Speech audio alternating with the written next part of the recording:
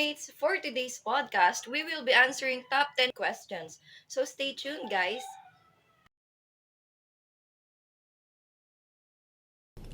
How fixation of belief affect people's way of living. We normally assess everything we see, hear, experience, and interact with through the lens of our personal beliefs. Our beliefs about reality are formed based on how we interpret the world around us, based on our subjective observations and experiences from both a logical and emotional standpoint.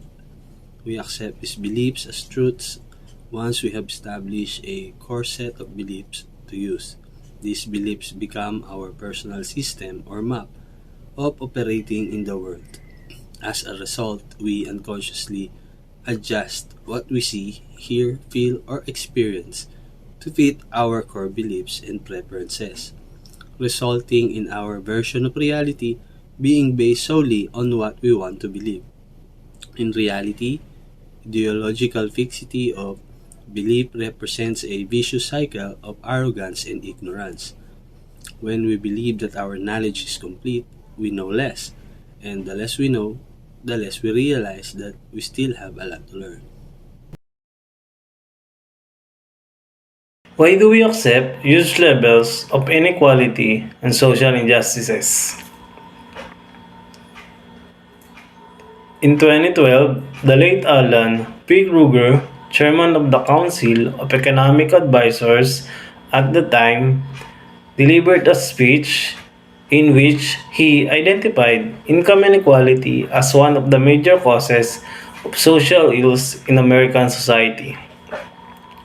He first presented what is now widely known as the Great Gatsby curve, which shows that the greater the income inequality in a society, the more difficult it is for him or her to move outside the income class into which he or she was born.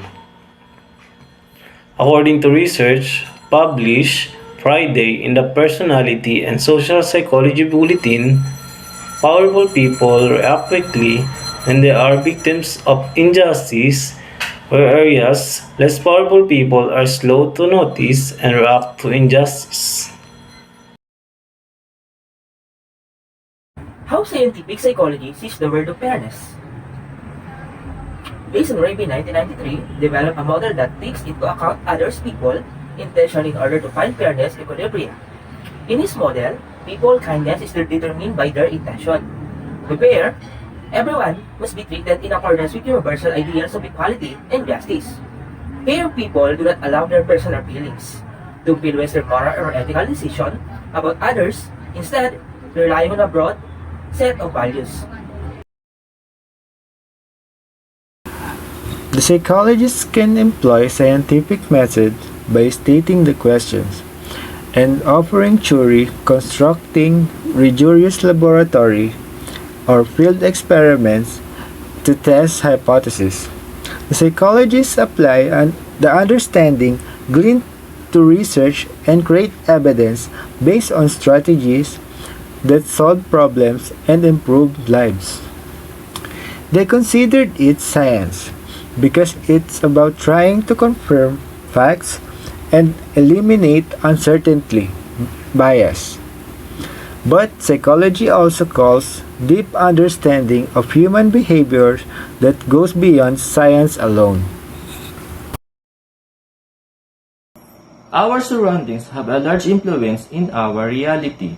Unconsciously, our surroundings shape us in more ways than we care to admit. Because we are social beings, we are heavily influenced by those we associate with. Not only that, but we are also influenced by our natural surroundings. We all have different beliefs, but sometimes we share common beliefs, especially when it benefits us. However, if we experience all that we believe in, we must change the negative values in our lives. We always attract experiences that align with our existing belief system. As a result, we must change the thoughts and values that do not improve our lives or broaden our minds. We will benefit from replacing negative beliefs, behaviors, and values with positive ones.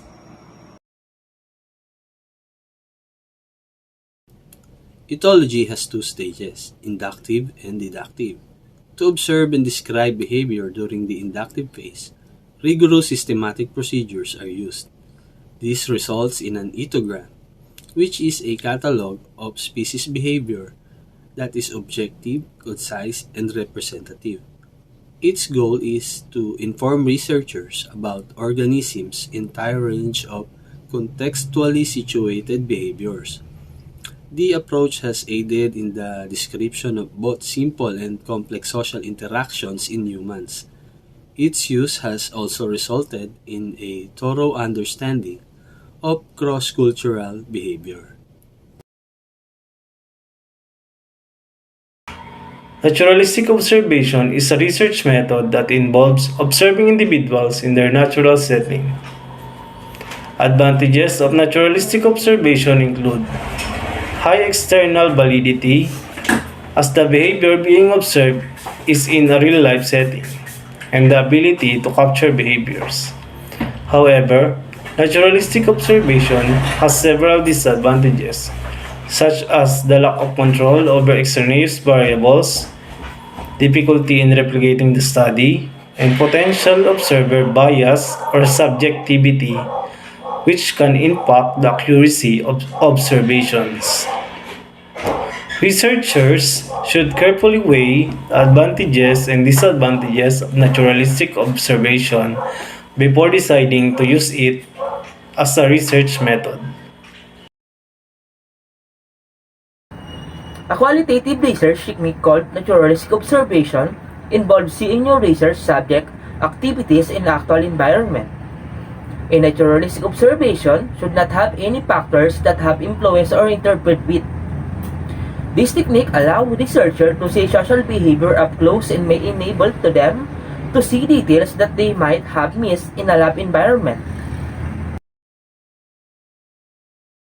The experiment to test the fairness of children from Boston.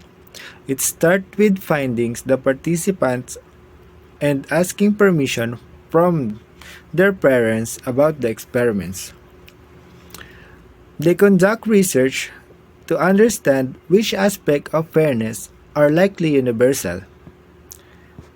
After conducting the experiments, they have different answer each child. The experiment included that we are born with sense of fairness. Children will harness different traits as they grow up. If every child harness fairness as they grow up, they will likely treat others with kindness and see world with more positivity.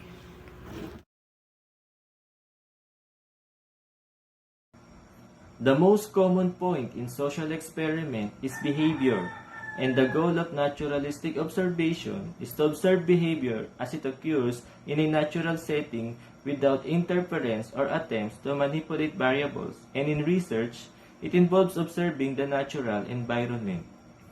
People in a laboratory setting do not always behave the same way they would in a natural setting. Natural observation is extremely beneficial in social experiment. This approach to research is more commonly used by psychologists and other social scientists, and it evolved as qualitative research that focuses on collecting, evaluating, and describing non-numerical data.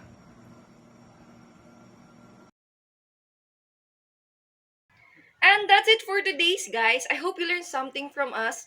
See you on our next episode.